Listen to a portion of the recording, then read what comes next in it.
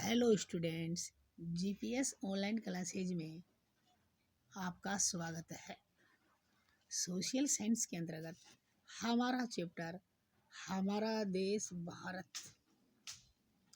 इस चैप्टर का रिवीजन चल रहा है।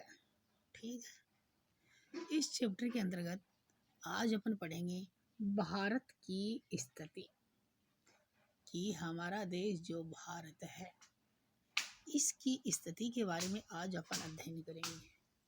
तो देखिए विद्यार्थियों, भारत की स्थिति जानने से पहले सबसे पहले अपन दिशाओं के बारे में जानकारी हासिल करते हैं।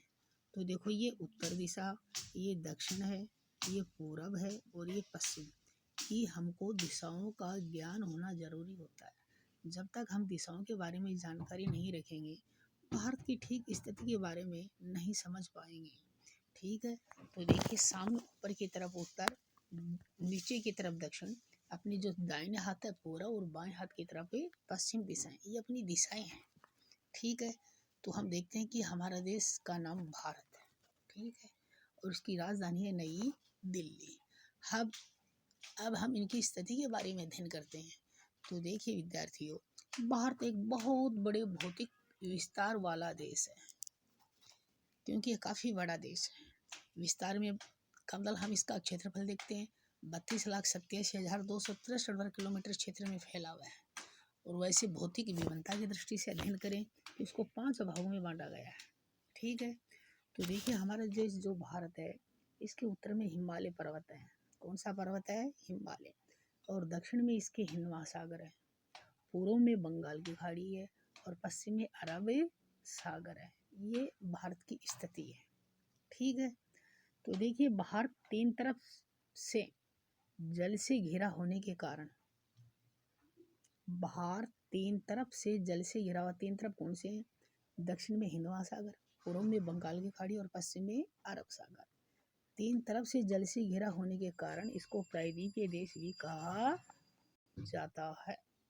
ठीक है, भारत उत्तरी गोलार्ध में स्थित है।